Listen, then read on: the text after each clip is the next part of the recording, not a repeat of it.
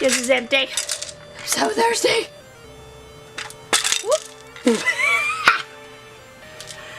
And klutzy.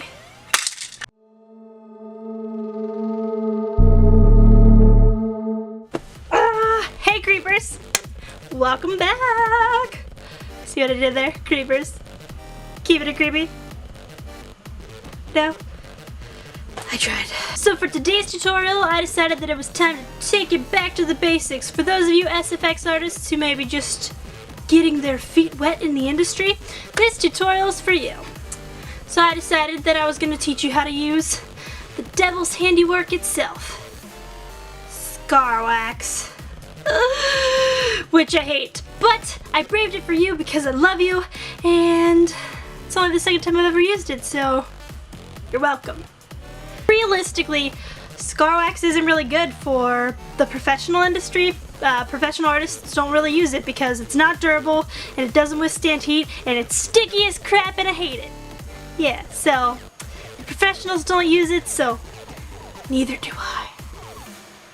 It's definitely a great product for when you're just wanting to get your feet wet and you're just kind of wanting to learn, and it's a great starting point. But I'll also be doing a series on latex wounds, cuts, scrapes, bruising, that kind of deal.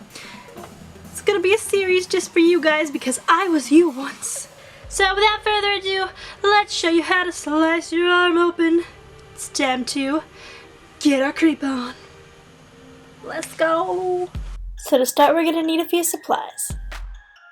A craft stick, a bowl, some petroleum jelly, and some flour. So we're gonna start out by putting a big old honking blob of petroleum jelly into our bowl, and then adding about twice as much flour.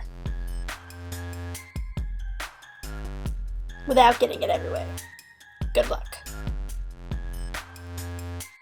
Then we're just gonna stir and stir and stir until we hate our lives and our entire existence, just for like ever, because this stuff sucks. Then we're gonna get some gloves because the craft stick is just not doing it. And the gloves are gonna get all sticky and disgusting, and you're gonna see why I don't like to use this stuff. And once it stops being completely and totally sticky and can form into a nice little ball like this, you're pretty much ready to go. If it's a little too sticky, then just add more flour. If it's too dry, more Vaseline. Pretty straightforward. And now you have your big old glob of Scarwax. So this stuff is more like a scar paste than the actual like nice Scarwax that you buy. So it's a bit softer than the store-bought stuff. But it's pretty great because you can just make it at home. Now here I'm just mixing up some different colored Scarwax, showing you how you can color it with some food coloring. I don't actually use any of these colors in my tutorial, I just use the basic straightforward skin tone. And if you have darker skin, you can mix in a foundation, but since I'm really pale, I just used the Scarwax as it was, because once I added a little bit of red for inflammation, it matched my skin perfectly. So we've got some red that can simulate muscle and ripped bloody flesh, and some yellow that can simulate fat, and then I just mixed up a darker red for like more of the dark muscly gross tone. Pretty straightforward, pretty easy to do. There you have that. Not that we use it for this tutorial. So to start off with our woundage, we're just going to take a big glob of it and smear it across our arm. And you kind of want to hold the popsicle stick at an angle and slide it on each side to get really smooth edges. And then we're just going to take our craft stick and drag it down the middle for our slice, going down the alley, not across the road. So now we're just taking some red and putting that down the center of our cut, and going around and adding some inflammation with a fluffy brush, and just separating that woundage a little bit more. And you can kind of reshape this as you go because it is very soft and pliable. So now we're just going in with a dark purple at the edges of our wounds to add some depth and dimension to the woundage.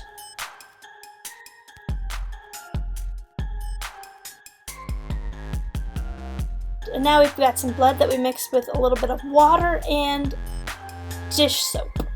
And we're just kind of smearing that everywhere and then taking a baby wipe and sponging that excess blood off.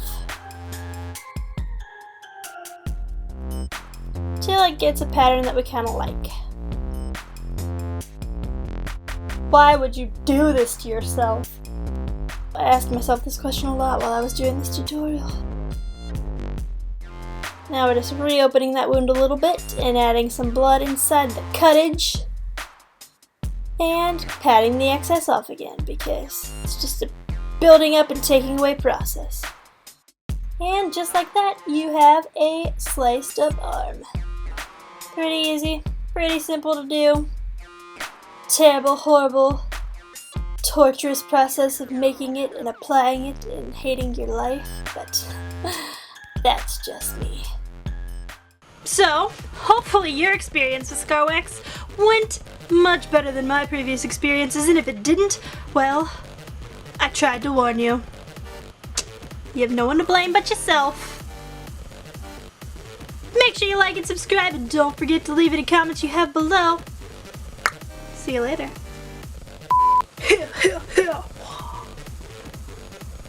So for today's tutorial, I decided it was time to put my clothes on. I make no apologies for my weirdness. You learned a lot about Scarwax, did you? What is this magic? Nokia, you already made a Harry Potter reference in the last video. Who cares, it's my channel. Good day, mate. That's not Harry Potter, that is the Crocodile Hunter. I tried. Alright. I'll be going now.